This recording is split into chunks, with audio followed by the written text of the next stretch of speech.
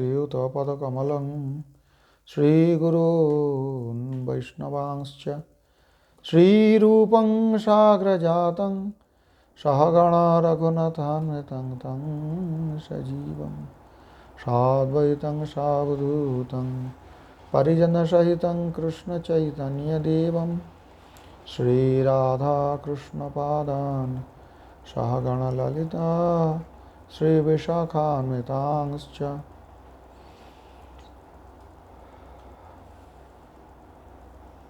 पादौ यदीयौ प्रथमद्वितीयौ तृतीयतुर्यौ कथितौ यदुरु नाभिस्तथा पञ्चमेव षष्ठौ भुजान्तरोर्धोर्युगलं तथान्यौ कण्ठस्थु राजन्नवमो यदीयो मुखारविन्दं दशमा प्रफुल्लम् एकादशो यस्य ललाटपट्टं शिरोऽपि तु द्वादशे भवति त्वमादिदेवं करुणानिधानं तमालवर्णं सुहितावतारम् अपार संसार समुद्रसेतु भजामहे भागवत स्वरूपम्।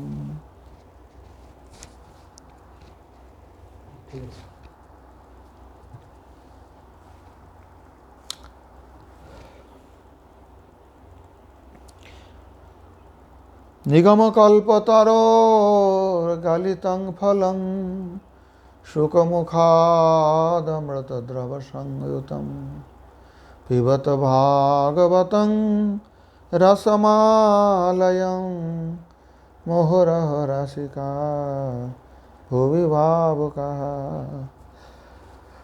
अब जो भोगी संप्रदाय है संसार में, जगतगुरु प्रभुपाद इसी श्लोक के व्याख्यान में कहते हैं, वो जड़ रस लेके मत्त है। सीधी बात है, जो भागवत रस पान करने में उनके आग्रह नहीं है। और भागवत रस आस्वादन करने के लिए रसिक या भावुक होना पड़ेगा, ये बात भी पहले बताएं। सबके बस की बात नहीं है। इसलिए बलदेव विद्याभूषण प्रभु जी कहे हैं कि शुभ वेशाह भावुका, रसिका जो अपराकृत रस आस्वादन में, जो जिनके हृदय में उसका उदय हुआ है, व्यातिथ्य भावना वर्तमा यस चमत्कार भारभु हृदय सत्व जले बाढ़ स्पदते स रसो मतः। तो ये जिनके है वो रसिक है, जैसी रस आस्वादन कर। ये तो हर व्यक्ति के पास की बात नहीं है। अब संसार में क्या हो रहा है, लोग जड़ रस में प्रमत्त के घूम रहे हैं। हाँ जरूर ये बात भी है कि भागवत रस पान करने और उनको आस्वादन करने योग्यता नहीं होने पर भी भागवत का एक विशेषता है कि वो किसी को उसी का आस्वादन योग्यता प्रदान करते हैं। जैसे किसी व्यक्ति के जीव में अगर पीलिया हो गया, पीलिया में क्या होता है, हर चीज़ कड़वी कड़वी लगते हैं। पीलिया की बीमारी है, पित्त दोष कहा जाता है। तो जीव में मिश्री डालने से भी उनका कड़वी आस्वादन होते हैं। सही आस्वादन मिश्री का भी नहीं प्राप्त होगा। दवाई रूप से अगर मिश्री का सेवन करते रहे श्रद्धापूर्वक, तो धीरे धीरे जितना पित्त रोग दूर हो जाएगा, उतना आस्वादन मिलता रहेगा। अर्थात भागवत आस्वादन स्वरूप तो है, परंतु आस्वादन करने की योग्यता भी प्रदान करने वाला है। हम चर्चा कर चुके हैं इसके बारे में। तो साधारण जनता जो कि भावुक भी नहीं है, रसिक भी नहीं है, मानो वो भी भागवत रस पान करते करते पहले तो भावुक होंगे, बाद में रसिक होंगे। भावुक कौन है? शुभ वेश, वैष्णव वेश। ये कंठलग्न तुलसी नलिनाक्ष माला, ये बाहुमूल परिचिन्हित शंख चक्र, ये चर्द ललाट फलके लसदुर्द पुंडास्ते वैष्णवा भुवनम आशु पवित्रयंती। ये शुभ वेश है। अशुभ वेश कौन है फिर? देखना शास्त्र में लिखे है, कोई कापालिक दर्शन हो गया तो स्नान करके तब मंदिर में जाना चाहिए, नहीं तो सेवा अपराध। एक मृतदेह का शव का दर्शन होने से पुजारी को जैसी सबस्त्र स्नान करके तब मंदिर में प्रवेश करना चाहिए, ऐसे कापालिक जो अशुभ वेश है, देखने में वो भी साधु है, परंतु शास्त्र में ही बताते हैं कापालिक दर्शन करके मंदिर में प्रवेश करना, स्नान करना पड़ता है ना, स्नान करके शुद्ध होना पड़ता है। तो वो है अशुभ वेश। मैं नहीं कह रहा हूँ, शास्त्र कह रहे हैं। इसके बारे में मुझे कोई नहीं कह सकते हो कि आपने पक्षपात कर रहे हैं, वैष्णवों की पक्ष ले रहा है। शास्त्र में जो बताया वही बता रहा हूँ। सेवा अपराध है, बराह पुराण में देख लो, पद्म पुराण में देख लो। तो शुभवेश कौन है? वैष्णव, जो भुवन को पवित्र करने वाले। और कापालिक वेश देखने से खुद अपवित्र हो जाते हैं आदमी, जो देखेंगे अपवित्र हो जाएंगे, जब भी तो मंदिर में नहीं प्रवेश कर पाएंगे। कोई मृतदेह दर्शन कर लिया तो अपवित्र हो जाएंगे, स्नान करके तब मंदिर में प्रवेश करना है। यही तो बात है ना। तो शुभवेश, जो शुभवेश नहीं भी है, वो भी अगर आदरपूर्वक भागवत श्रवण करे, हालांकि अधिकार तो उनका हुआ नहीं, भागवत अधिकार देंगे पहले भागवत श्रवण करने का, फिर उनको शुभवेश होने के बाद अधिकार देंगे, रस आस्वादन करने की योग्यता प्रदान करेंगे, और फिर रस स्वरूप बन जाएंगे। इतना तक तो है। तो संसार के लोग तो ये सब में उनकी रुचि नहीं लगेगी स्वाभाविक रूप से। वो क्या करते हैं? वो तो विष्णु जो सबके स्वार्थ की एकमात्र गति है वो नहीं जानते हैं। दुराशया जे बहिरर्थ मानिना, बाहरी ये सब दुराशय युक्त हैं, दुष्टाशय है, विष्णु का ही प्रभु होना चाहते हैं। हिरण्यकशिपु क्या बोला? मैं भगवान हूँ, विष्णु के पूजा कोई नहीं करना, विष्णु की पूजा। तो इस तरफ संसार में प्रभुपाद जी कहते हैं, जिनके माया द्वारा, जो माया के द्वारा आबद्ध है, माया मोहित जीव है, जो इंद्रियों को नाप लेने की धर्म में नियुक्त करके रखा है, इंद्रियों द्वारा हर चीज़ नाप लेना चाहते हैं। मियते अनया इति माया, जिसके द्वारा नापा जाता है वो है माया। मियते मतलब नाप लेते। तो सांसारिक जो जड़ व्यक्ति है वो अपने इंद्रिय अनुभूत वस्तुओं को नाप लेने की प्रयास करते रहते हैं। इससे मेरे कितना सुविधा मिलेगा, इससे मेरे कितना प्रॉफिट होगा, लाभ, यही देखते हैं ना। वो सब वस्तु भोग करने के लिए व्यस्त होता है कि जो कृष्ण नहीं है, कृष्णेतर वस्तु। कृष्णेतर वस्तु तो कुछ नहीं है, लेकिन वो सोचते हैं कृष्णेतर है। वास्तव वस्तु तो एकमात्र कृष्ण है। परंतु ये सांसारिक व्यक्ति जो माया द्वारा आबद्ध है, माया मोहित है, ये भोग करने के लिए व्यस्त होता है। ये हमारे भोग्य है। कृष्ण को कोई भोग नहीं कर सकते हैं। नेत्रो कर्णा आदि इंद्रियगण अगर कृष्ण सेवा में नियुक्त नहीं हो तो दुराशय है, दुष्ट है वो, दुराशय युक्त। दुराशयाये बहिरर्थ मानिना, प्रहलाद जी महाराज बताए। तो ये क्या करते हैं? दुष्ट आशय मतलब दुष्ट अंतःकरण। दुष्ट क्यों? दोष के द्वारा दुष्ट, पित्त के द्वारा दुष्ट, व्याधि के द्वारा दुष्ट, ऐसा होता है ना। दुष्ट मतलब जिनमें दोष प्रवेश कर गया। तो शोधन करने से फिर दोष, वो दुष्ट नहीं रहेगा। दुष्ट आशय अर्थात दुष्ट अंतःकरण, आशय मतलब मन, अंतःकरण, असति बुद्धि लेकर, ये सब प्रहलाद महाराज जी के वचन में है। उनके बुद्धि असति है, अन्याय रूप से भोग में नियुक्त है। नेत्र द्वारा चित्र देखेंगे, फिल्म देखेंगे, थिएटर में जाएंगे, प्रभुपाद जी कहते हैं सिनेमा देखेंगे, ये प्रभुपाद के वचन बता रहा हूँ मैं। ये सब विचार है। कानों से दुनियादारी सांसारिक गान सुनेंगे, आनंद लेंगे, अथवा राजा बहादुर, राय बहादुर, पहले ये सब ब्रिटिश लोग टाइटल देते थे ना, बड़े बड़े उपाधि, कोई राय बहादुर, कोई राज बहादुर। हाँ, तो ये सब टाइटल लेके अपने प्रशंसा की बातों में रहेंगे। यही करते हैं संसार के लोग, करते थे, अभी भी करते हैं। ऐसे करके समय नष्ट करना कर्तव्य नहीं है। प्रभुपाद जी कहते हैं इन सब बातों में व्यस्त होकर, इन सब जड़ रस में प्रमत्त होकर समय नष्ट करना कर्तव्य नहीं है। बाहरी संसार में अर्थ अर्थात प्रयोजन सिद्धि के लिए प्रयास करना वो हमारे प्रयोजन नहीं है। वो तो भवघुरे की बात है। जो संसार में घूमते रहते हैं, भवघुरे कौन होता है? घूमते रहते हैं, पुनरपि जननां पुनरपि मरणं पुनरपि जननी जठरे शयनम्, उनके लिए है। जो एक गति कृष्ण का समझ लिया है कि हमारे सारे स्वार्थों का एक ही गति है, वह ऐसा नहीं करेंगे। संसार में जो है उसके लिए व्यस्त होना, प्रभुपाद जी कहते हैं दिल्लू के लड्डू के जैसा, जो खाया वो भी पछताया, जो नहीं खाया वो भी पछताया। जो खाया सो पछताया, जो नहीं खाया सो भी पछताया।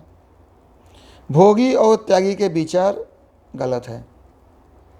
जो खाया वो भोगी होता है, जो नहीं खाया वो त्यागी होता है।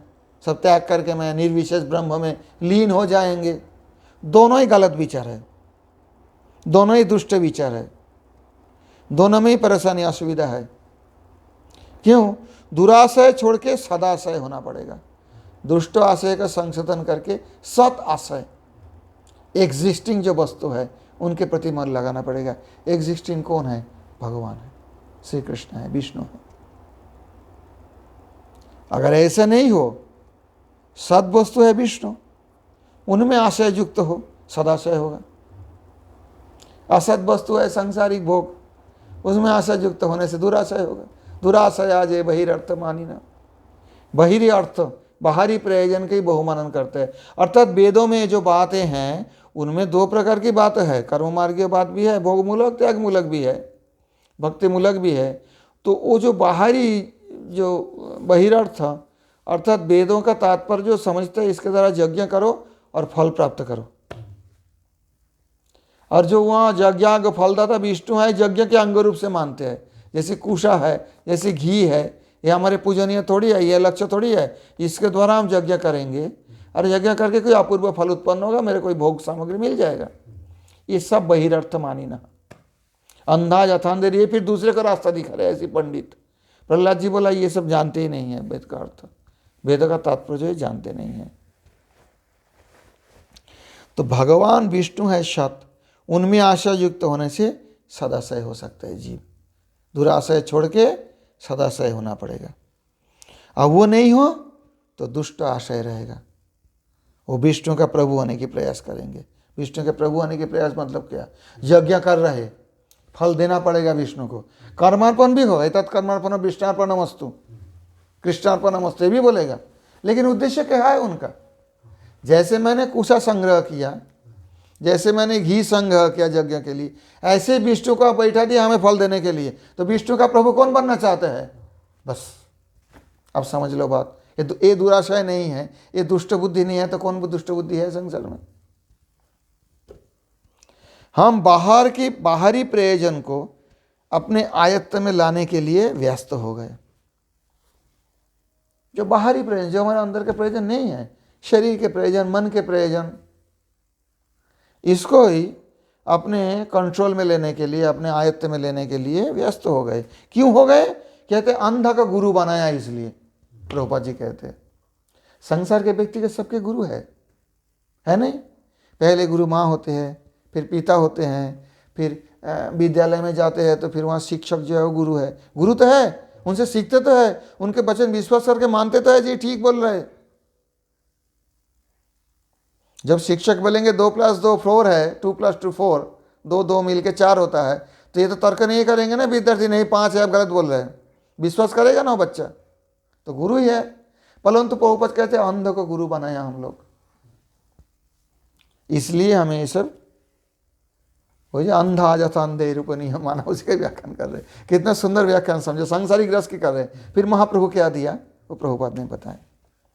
तो अंध का गुरु किया, तो अंध गुरु करने से क्या होगा? एक अंध का तुम हाथ पकड़ लिया, मुझे राह दिखाओ, तो आगे आगे अंधा राह दिखा रहे, पीछे पीछे एक अंधा जा रहे हाथ पकड़ के, तो क्या होगा? दोनों गड्ढे में गिरेगा। पहले तो जो राह दिखा रहे वो गिरेगा, और जिसका राह दिखा रहा है वो जाके उनके ऊपर गिरेगा। इस प्रकार कर्मी गुरु, ज्ञानी गुरु, योगी गुरु ये वास्तव में अंधा है। प्रभुपाद जी कहते हैं, सीधी बात मैं नहीं कह रहा हूं, प्रहलाद जी कह रहे अंधा यथांधे रूप नहीं माना। प्रभुपाद जी भी नहीं कह रहे, प्रहलाद जी कह रहे, जो महाजन है श्रीमद् भागवत सप्तम स्कंद में प्रहलाद जी ने बताया ये सब अंध है। कर्मी गुरु, ज्ञानी गुरु, योगी गुरु, गुरु तो बहुत है संसार में, सब अंध है। कौन जिनिस देखेंगे, क्या देखेंगे, ये सब विचार नहीं है, इसलिए अंधा है। क्यों ऐसा है? स्तेपीश तंत्रा मुरुदम निबद्ध्या, भगवान एक रस्सी से सबको बांध के रखा है, ईशा तंत्री में बद्ध है। ईशा तंत्री क्या है समझो? ईश्वर तंत्री, ईश्वर के तंत्री। तंत्री मतलब तांत, जिसको बंगला में कहते हैं तांत कहते हैं ना, हिंदी में क्या कहते हैं जिसमें कपड़ा बोते हैं? तांत बोलते हैं नहीं, उसको एक नाम, कपड़ा बोया जाता है ना, हैंडलूम। हैंडलूम तो अंग्रेजी शब्द है, उसे तंत्री कहते हैं, ईश्वर तंत्री। ईश्वर तंत्री में क्या होता है बताओ तो? देखा कभी? लूम नहीं देखा, चलते नहीं देखा हैंडलूम? मायापुर में, वहाँ गोदरू में बहुत है, और जगह में भी है, गोदरू में बहुत है ये। शांतिपुर में है। हाँ। वो क्या करता है, ऐसी करके रस्सी सूत बांध देते हैं दोनों इसके बीच में। देखा ना, जो देखा है उसको पता लगेगा। पहले सूत का ऐसे ही बांधेगा टाना, और यहाँ पर ऐसी सूत का वो लेके घुमाते रहेगा और पैर से ऊंचा नीचा करते रहेगा। जो सूत इसमें आएगा तो उसमें नहीं आएगा, ऐसी करके कपड़ा बोया जाता है। ईशा तंत्र में बद्ध हैं, कहते हैं दोनों सूता के द्वारा कपड़ा बुना जाता है, प्रभुपाद जी कहते हैं। और ये बात भागवत की बात है। स्तेप ईशा तंत्राम उरुदामनी बद्ध। तो उरुदामनी बड़े मजबूत रस्सी से, मतलब उसको मजबूती से बांधा जाता है। उसको क्या होता है, कहते हैं वेद रज्जु के द्वारा मनुष्यों को आष्टे पिष्टे इधर उधर से बांध करके रखा है, टाना पड़े। जैसे क्या होता है, एक्चुअली कपड़ा क्या होता है, सूत का समष्टि होता है और तो कुछ नहीं है। लेकिन सूत के ऐसी स्ट्रेंथ प्राप्त करेंगे, ऐसी साधारण सूत से बनेगा तो उसको पहले ऐसे खींचेगा, खींच के लगाते हैं ना दोनों लकड़ी के बीच, और फिर उसके बीच में वो भी बड़ा खींच के, वो उसको टाना पोड़ेन कहते हैं बांग्ला में। हाँ, तो टाना पोड़ेन से क्या होता है, वो जो नरम सूत है, जो धागा था, वो धागा आगे पीछे टान पड़ के एकदम कठिन होकर बद्ध होके एक उपाधि ले लेता है, उससे कहते हैं वस्त्र, कपड़ा। क्या होता है उसमें, उपाधि प्राप्त करते हैं। और क्या होता है, मजबूत होता है। ये कपड़ा भी ऐसे देखो ना, इसमें सूत है लेकिन सूत में मजबूती नहीं आवे। ये तो मशीन में बोया गया, लेकिन पद्धति वही है, चाहे हैंडलूम हो चाहे मशीन लूम हो। ये एक तरफ के सूत इधर है, एक तरफ से ऐसे लगाया गया, लेकिन ऐसे टाइट करके लगाया कि छोड़ नहीं रहा। देखो ना, इसमें कोई ले गांठ कुछ लगाया नहीं, छोड़ क्यों नहीं रहा ये। ईशतंत्रिबद्ध्या, अब समझ में आई है। जैसे सूत इस कपड़े में बद्ध होके एक उपाधि लगा लिया और उपाधि छूट नहीं रहे इसको। आप थोड़ा दिमाग लगा के सोचो, ये सूत कैसे इसको टाइट किया है। मैं खींच रहा हूं, सूत नहीं निकल रहा। आश्चर्य बात है ना। ऐसे सूत ही थे, देखो ना, बड़ा सूक्ष्म सूक्ष्म छोटा छोटा, ऐसे ऐसे करके, मशीन से हो हाथ से हो कैसी भी हो, सूत को इस प्रकार से ऐसे ही कहते हैं। वेद रूपी जो रज्जु है, रस्सी है, उसमें सांसारिक मनुष्य को आगे पीछे टाना पड़े से ऐसे ही बांध दिया है, उपाधि छोड़ ही नहीं पा रहा है।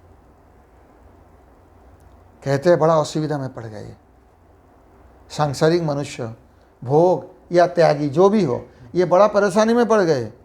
उसी परेशानी से मुक्त होना चाहिए, क्योंकि ये क्या परेशानी करने लगे, गलती क्या कर रहे, कृष्ण भजन नहीं करके वो अपने गृह में प्रवेश करना चाहते हैं, गृह व्रत हो जाता है।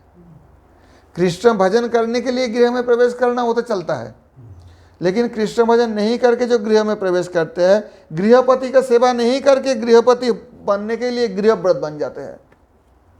न गृहम गृहम इत्याहुर गृहिणी गृहम उच्यते। कहते हैं गृहिणी का ही गृह कहा जाता है, घर को घर नहीं। घर में तो हम भी रहते हैं, हम गृहस्थ है क्या, तो फिर गृहस्थ किनको कहा जाएगा, जिनका पत्नी है, गृहिणी है। तो ये लोग समावर्तन करके अर्थात ब्रह्मचर्य से गृहस्थ आश्रम में प्रवेश करते हैं, कृष्ण भजन के लिए नहीं। कृष्ण का गृहपति नहीं मानते हैं, अपने को गृहपति मानते हैं। यही परेशानी में पड़ जाता है। जैसे ये धागा को ऐसे करके टाइट करके बोया गया, कितना भी खींचो देखो ना, सूत नहीं निकलता। ऐसे ही इनका उपाधि नहीं छूटता।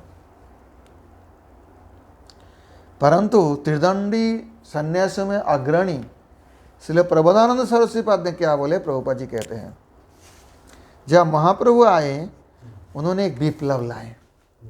गौरांग महाप्रभु क्या विप्लव लाए, विप्लव के मतलब बहुत जल्दी आमूल परिवर्तन है ना, इसे विप्लव कहते हैं। परिवर्तन तो संसार में होते रहते हैं, हर चीज परिवर्तन का अधीन है, परंतु अचानक अगर कोई एकदम जड़ से मूल तक परिवर्तन हो जाए तो उसे कहते हैं विप्लव।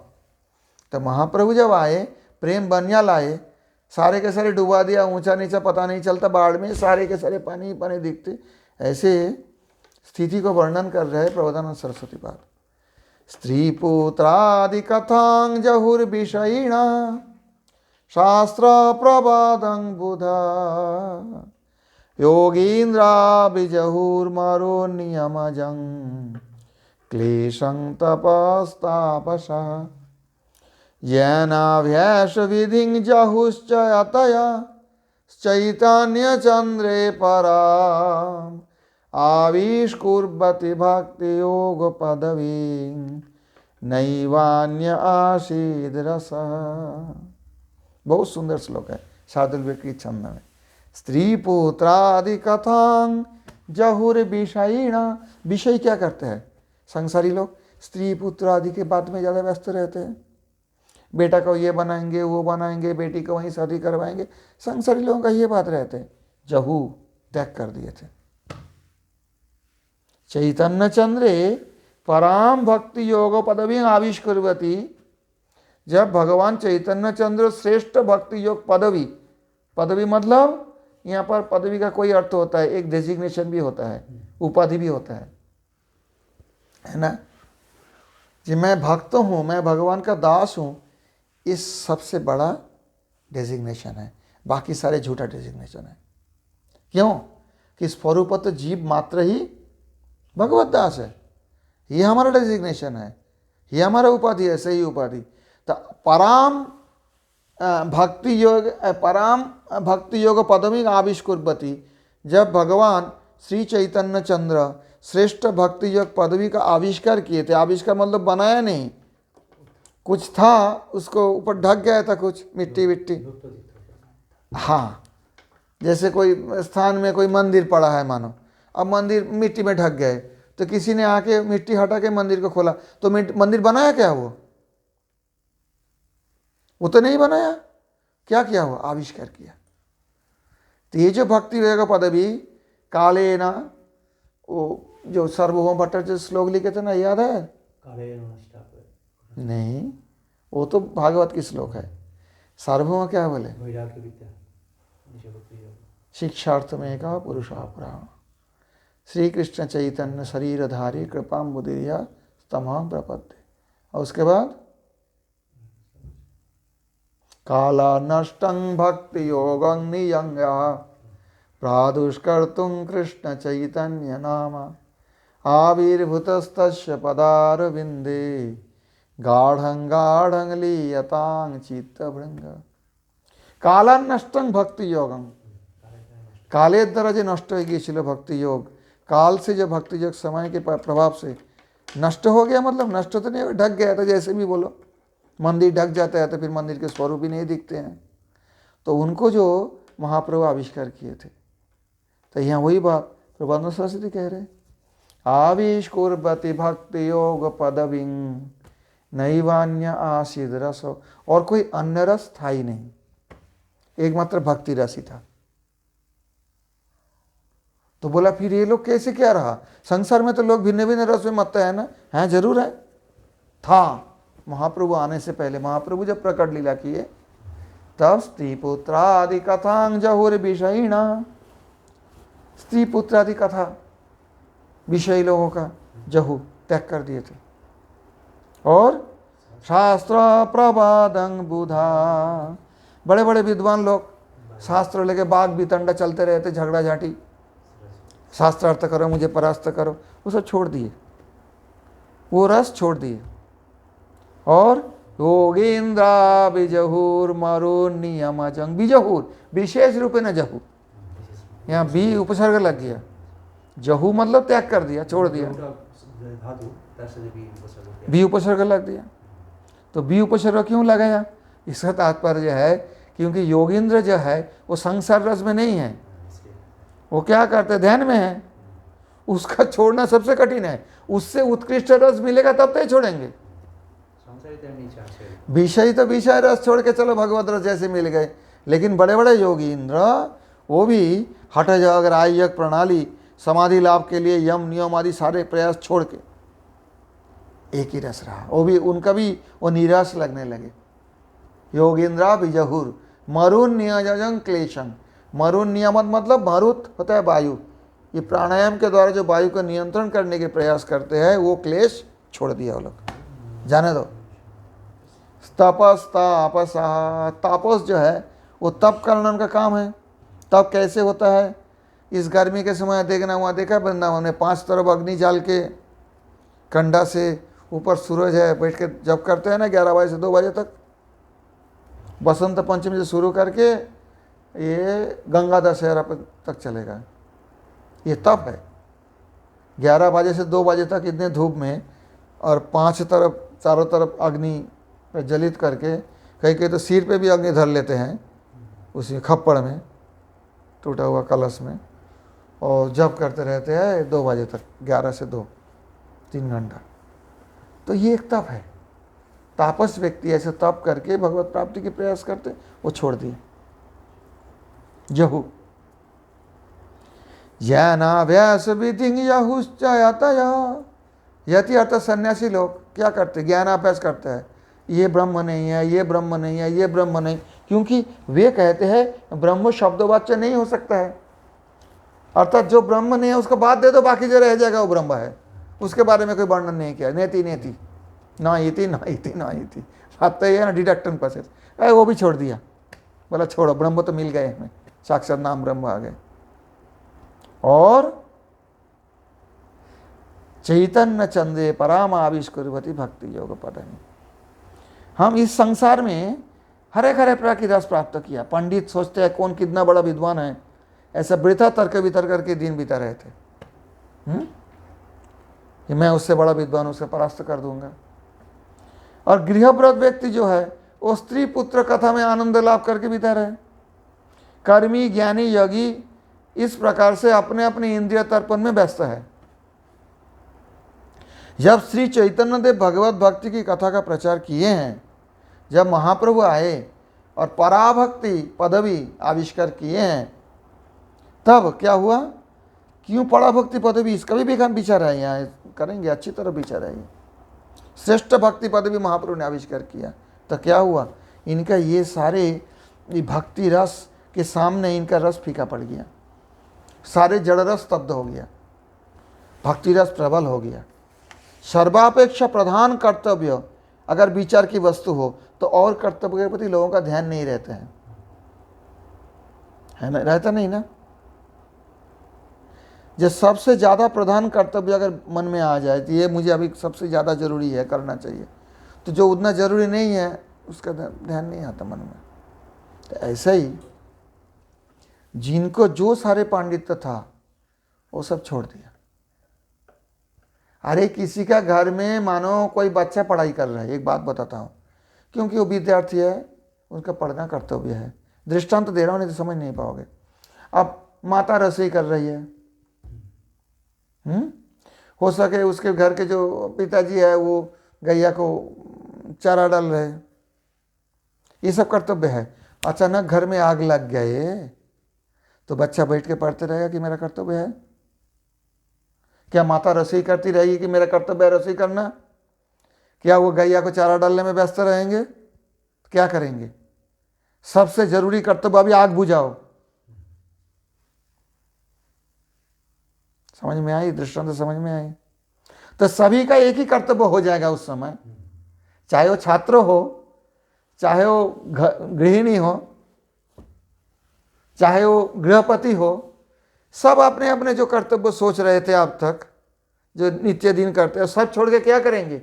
एक कर्तव्य मानेंगे अपने को सर्वश्रेष्ठ कर्तव्य। अभी आग बुझाओ, पानी लाके डालते रहेंगे, यही तो करेंगे ना। मैं तो कहता हूं किसी के घर में आग ना लगे, लेकिन दृष्टांत के लिए मैं बता रहा हूं। तो इस प्रकार जब महाप्रभु भक्ति रस पदवी आविष्कार किए थे, जिनका जो कुछ अलग अलग रस में जो व्यस्त थे, ये हमें करना चाहिए, हमें सब छोड़ दिए। तो इसके लिए आप दोष दोगे कि उस बच्चे को, तू पढ़ाई क्यों छोड़ दिया, पढ़ते पढ़ते क्यों भाग गया? दोष दोगे? क्यों क्यों दोष नहीं दोगे उनको? तो आग लगी था कि तुम्हें तो पढ़ना कर्तव्य है, वो बोलेगा इससे ज्यादा जरूरी कर्तव्य है आग को बुझाना, इसलिए मैं पढ़ाई छोड़ के आग बुझाने गया हूं। आप मुझे दोष नहीं दे सकते हो। जो गृहिणी रसोई कर रही थी तो रसोई छोड़ के हलवा जलते रहे, लेकिन भाग गई आग बुझाने, तो आप उनको दोष दे सकते हो? तो ऐसे ही आप इन लोगों को कोई दोष नहीं दे सकते। क्यों ज्ञानी ज्ञानाभ्यास विधि छोड़ दिया? क्यों योगी प्राणायाम के प्रयास छोड़ दिया? क्यों विषयी लोग, आप विषय का तो कर्तव्य होता है, अपने पुत्र आदि स्त्री पुत्र आदि कथा उसमें तो करना चाहिए, बोला नहीं करेंगे। क्योंकि जब प्रधान कर्तव्य, सबसे ज़्यादा जो प्रधान कर्तव्य है वो अगर विचार जो हो, विचार की वस्तु हो, तो और कर्तव्य नहीं रहता है। दृष्टांत के लिए मैंने दृष्टांत दिया। जिनका जितना पंडित्य से छोड़ दिया, महायोगी समाधि लाभ के लिए योम नियम आदि जो प्रयास करते थे छोड़ दिया, हठ योग, राजयोग प्रणाली, कर्म, ज्ञान योग, कथा सब छोड़ दिया। जिनको जो आस्वादनीय था, जिनको जो रस अपने प्यारा लगता था, वो सब अब प्यारा नहीं लग रहे हैं। जैसे विष्ठा के जो मक्खी होता है वो गंदगी की तरफ भागेगा, सुगंधी फूल के निकट नहीं जाएंगे, मधुमक्खी जाएंगे फूल के पास मधु लेने के लिए, और जो गंदगी के मक्खी है वो गंदगी में बैठना, देखना फूल में नहीं जाते। क्यों? तो ऐसे संसार के व्यक्ति राजसी, कुछ तामसी, कुछ व्यक्ति सात्विकी प्रवृत्ति वाले हैं। जो जैसी प्रवृत्ति वाले हैं संसार के व्यक्ति, वो ऐसे ही अपने अपने विचार में जो अच्छा लगता है उसी रसभोग में प्रमत्त था, और उसी में ही प्रमत्त होकर शांति से रहने के लिए प्रयास कर रहे थे। समझ में आई बात? जो राजसी है वो भी राजस रस में प्रमत्त होकर बोले शांति से रहेंगे, हमें यही अच्छा लगता है, मैं ये लेकर रहेंगे। जो तामसी है वो सोच रहे थे इसी लेकर रहेंगे, परंतु ऐसे प्रयास तो कर रहे थे। जब महाप्रभु शचीनंदन गौर हरि कृष्ण भक्ति रस का प्रचार किया, तब जिनको जिसमें रस अनुभव हो रहा था वो सब कट गए, सारे रस, कुछ नहीं रहा। बोले तो बेकार है सारे, छोड़ो। अभी तर्क उठ रहा है कोई IIT वाले क्यों बाबा जी बन गए, बाप माँ इतना मेहनत करके पढ़ाया, सरकार ने उनके लिए कितना प्रयास किया इंजीनियर बनाने के लिए, कर्तव्य क्यों छोड़ दिया? यही बात है। फिर उसमें रस ही नहीं है। घर में आग लग गए, बच्चा किताब लेके पढ़ते रहेंगे, अगर पढ़ेंगे तो आदमी दोष देगा, तो पहले आग पूजा, किताब लेके कैसे बैठे हैं? जब महाप्रभु भक्तिरक पदवी और जिनके पास वो कृपा मिल गए, वो तो महाप्रभु जब थे तब तो बाढ़ आए थे, तो सबको उद्धार कर दिए। अभी महाप्रभु के भक्त लोग जो प्रचार करते हैं या जो इस प्रकार कृपा वर्षण करते हैं, जिनके माध्यम से महाप्रभु का मिशन चल रहा है, महाप्रभु गौर हरि जिनों के माध्यम से इसको आगे चला रहे, तो उनके किसी का कृपा मिल जाए तो फिर उनके लिए और कोई रस नहीं रहेगा। सीधी बात तो ये है। तो जड़ रस भोगी और जड़ रस त्यागी, ये दोनों में ही रस साहित्य और रस राहित्य है। त्यागी का रस रहित है, जड़ रस रहित, और भोगी क्या है? जड़ रस सहित। दोनों ही प्रयास करते हैं, वेद मार्ग हो जिस मार्ग हो, परंतु भक्ति रस भोगी का भी नहीं है और त्यागी का भी नहीं है। समझ में आई बात? भक्ति रस जो है ये भोगी का भी नहीं, त्यागी का भी नहीं। भोगी त्यागी के विचार अलग है और भगवत सेवा रस के विचार अलग है। अन्वय भाव से देखने से दोनों में कुछ सिमिलरिटी, कुछ सादृश्य दिखते हैं, ये एक ही तरफ है, परंतु व्यातिरिक रूप से देखोगे तो संपूर्ण पृथक है, आसमान जमीन का फर्क है। कृष्ण भक्ति रस भगवत सेवा रस के साथ इनका आसमान जमीन फर्क है। अन्वय भाव देखने से मतलब जैसे कोई गृहस्थी बोल देंगे, जो जड़ संसारी भोगी बोल देंगे, अरे तुम लोग भी तो रसोई करते हो, बढ़िया बढ़िया खाना बनाते हो, ठाकुर जी के दिखा के खुद खाते हो। अन्वय भाव से देखने से तुम लोग भी बहुत पैसा से बड़े बड़े मकान बनाते हो, सीमेंट रंग के लिए पैसा देते हो, ये चाहिए वो चाहिए कर चाहिए, तुम भी कौन सा छोड़ा है? तो हम कर रहे हैं अपने परिवार के लिए, तुम अपने मठ के लिए कर रहे हो। आपात दृष्टि से एक लगता है, लेकिन आसमान जमीन फर्क है, क्योंकि ये कर रहे हैं भगवत सेवा रस में आकृष्ट होकर, वो कर रहे हैं जड़ रस में आकृष्ट होकर, उसके अंदर जड़ रस साहित्य है। और जो त्यागी है बिल्कुल नंगे धड़ंग कोई जंगल में बैठे है, पानी के अंदर, गुफा के अंदर, वो जड़ रस रहित है, उनके अंदर राहित्य है, वो भी भगवत सेवा रस से आसमान जमीन का फर्क है। तो व्यातिरिक रूप से देखने से संपूर्ण पृथक है। विवर्तवादी के विचार और महाप्रभु के अचिंत्य भेदाभेद विचार कभी भी एक नहीं हो सकते हैं। विवर्तवादी कौन है? जो कहते हैं ब्रह्म माया में फंसकर आपने को देख रहा है ये सारे ब्रह्म का सपना में हो रहा है, वास्तव में कुछ नहीं है, एक ब्रह्म है। परंतु उनके साथ महाप्रभु ने जो अचिंत्य भेदाभेद तत्व का विचार प्रदर्शन की है वो बहुत अंतर है। तो ये जो महाप्रभु का कृपा से जो कृपा में स्नात हुआ है, कृपा नदी में स्नात हुआ है, उनके अंदर चाहे वो योग्य हो अयोग्य हो कैसे भी हो, वो रस आस्वादन के लिए समर्थ बन गए और रस आस्वादन प्राप्त भी कर लिए। पिबत भागवतं रसम आलयम मोक्ष पर्यंतम अभिव्याप्य। मोक्ष तो उनका मिल गया, महाप्रभु तो सबको मुक्ति दे दिए और उसके साथ साथ भक्ति रस आस्वादन करवाए। तो महाप्रभु का ये विशेषता प्रबोधानंद सरस्वती जी ने इस श्लोक में अच्छी तरह से वर्णन किया है। स्त्री पुत्रादि कथां जहुर विषयिणः शास्त्र प्रवादं बुधा योगीन्द्रा बिजहुर मरो नियमजं क्लेशं तपस्तापसः जैनाभ्यस विधिं जहुश्चयतया चैतन्य चंद्रे पराम आविष्कुर्वति भक्ति योग पदवी नैवान्य आशीद रसः।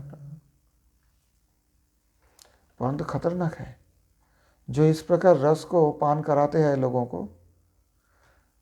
गोपी गीत में इनके बारे में गोपियां ने बहुत गलत बताई। राधा रानी ने स्वयं भ्रमर गीत में बहुत गलत बताए, मतलब ब्याज स्तुति से, गलत तो नहीं बताई, स्तुति की। यद अनुचरित लीला कर्ण पीयूष विप्रुट सकृतधन विधुता द्वंद्व धर्मा विनाष्टा सपदि गृह कुटुंबं दीनमुसृज दीना बहवैव विहंगा भिक्षुचर्यां चरन्ति। कृष्ण विरह व्याकुल राधा रानी कदली वन में जब बैठ के विलाप कर रहे थे, उद्धव गए वहाँ, कृष्ण एक भ्रमर बन के राधा जी के चरणों के पास भों भों कर रहे, भोरा बन के। तो राधा जी ने भ्रमर गीत गाए, उसी में ये श्लोक बताई, मालिनी छंद में है ये श्लोक। राधा जी ने बताई तुम्हारे देखो भोरा तुम्हारे मालिक भी ऐसे ही हैं और उनके कथा जो लोगों को सुनाता है ना वो भी ऐसे सारे का सत्यानाश कर देते हैं। क्यों? बोला कृष्ण कथा तो सर्वोच्च है। यदनु चरित लीला कर्ण पीयूष विप्रुट सकृत अधन। कानों के द्वारा एक बार भी किसी ने पान कर लिया, थोड़ा सा भी, सकृत मतलब एक बार, तो क्या हो गया उसका? सपदि गृह कुटुंबं दीनमुसृज दीना। सपदि तुरंत, गृह कुटुंब जो गरीब बेचारा है जिनको कोई देखने वाले नहीं है उनका भी सब त्याग करके विहगा इव बहव भिक्षुचर्यां चरन्ति। चिड़िया जैसे अपने भोजन इधर उधर से संग्रह करते हैं ना बिन बिन के, ऐसे भिक्षा करके डोलते रहते हैं सब छोड़ के। और बहो एक नहीं है, बहवा विहंगा इव भिक्षु, IIT छोड़ के सब वैष्णव बन जाते हैं, ब्रह्मचारी बन जाते हैं, सन्यासी बन जाते हैं। आदमी गाली देते हैं ना, ये लोग भगा लेते हैं, बहका देते हैं, भ्याज स्तुति, ब्रेन वॉश। तो ये कृष्ण कथा की तात्पर्य है, कृष्ण रस का ये वैशिष्ट है। सारे रस फीका हो जाएगा और जब वो देखेगा कि मेरा जिंदगी बर्बाद हो रहा है, घर में आग लग गए, तो पढ़ने बैठे रहेगा या कमाने बैठे रहेगा? अरे घर का आग तो पहले बुझाओ। यदन चरित लीला कर्ण पीयूष विप्रुट। इसलिए एक बात है, बहुत सारे जो गृहस्थ लोग है, धनी लोग है, सेठ लोग है, वो महात्मा से भागवत नहीं सुनना चाहते हैं। क्यों? कृष्ण रस मिल जाएगा, वो सुनेंगे कर्मी से, कर्मी रस, भोगी रस या त्यागी रस भी वाले सुनेंगे, लेकिन महाप्रभु के जो भक्त है उनसे सुनना नहीं चाहते हैं, क्योंकि इनके सुनने से महाराज वैराग्य हो जाएगा, सारे छूट जाएगा। क्योंकि ये तो प्रकृति जो महाप्रभु के या ऐसी कोई वैष्णव हो जो उस प्रकार के शुद्ध भागवत के रस पान कराने में समर्थ हो, उनसे अगर भागवत सुना जाए तो संसार के सारे रस फीका हो जाएगा। तो विषयी लोग स्त्री पुत्र अगर छोड़ देंगे, वो फिर फीका लगेगा। ये वास्तव बता रहा हूँ मैं, इसलिए गृहस्थियों से, जो भोगी गृहस्थी है, ऐसी ब्राह्मण से वो लोग कथा कराते हैं। ब्राह्मण अगर सन्यासी हो तो उनसे नहीं कराते थे, पहले तो ऐसे ही था ज़्यादा। इसलिए पहले देखना वृंदावन में कितने आदमी पागल बन के आते थे और आप कितना आ रहे दर्शन करने, क्योंकि आप साधुओं से कथा सुनते हैं। बहुत ज़्यादा बड़े बड़े कथावाचों का, बड़े बड़े निष्किंचन महात्मा भागवत कथा कर रहे हैं, और जितना ये लोग करेंगे उतना लोगों को सत्यानाश करवा देंगे। भागवत कथा तो बहुत पहले से हो रहा है। प्रभुपाद जी थे उस समय होते थे, घर में सुनते थे कोई गृहस्थी ब्राह्मण से, मोक्ष लाभ की आकांक्षा लेकर बुढ़ापा में। वृंदावन के लिए ऐसे पागल होते थे कोई? राधा जी के दासी बनने के लिए कोई व्याकुल होते थे क्या? नहीं, वो रास्ता नहीं मिलेंगे उनके पास। प्रभुपाद जी ने बताया ना, ये तो ईश्वर तंत्र में बंद है, वो बद्ध ही रहेंगे। परंतु जब महाप्रभु आए, स्त्री पुत्रादि कथां जहुर विषयिणः शास्त्र प्रवादं बुधा योगीन्द्रा विजहुर्मरोन्नियमजं क्लेशं तपस्तापसा जैनाभ्यस विधिं यहुश्चयतया चैतन्य चंद्रे परा आविष्कुर्वति भक्ति योग पदवी नैवान्य आशीद रसः वंशाकल्पतरुभ्यश्च कृपा सिन्धुभ्येव च पतितानां पावनेभ्यो वैष्णवेभ्यो नमो नमो नमस्त्रिकाल सत्याय जगन्नाथसुताय च सपुत्राय सभृत्याय सकलत्राय ते नमः। श्रीमद्भागवतं पुराणममलं यद्वैष्णवानां प्रियं यस्मिन् पारमहंस्यमेकममलं ज्ञानं परं गीयते तत्र ज्ञानविरागभक्तिसहितं नैष्कर्म्यमाविष्कृतं चक्षुषीणान् प्रपठन् विचरणोपरो भक्त्या विमुचे नरः।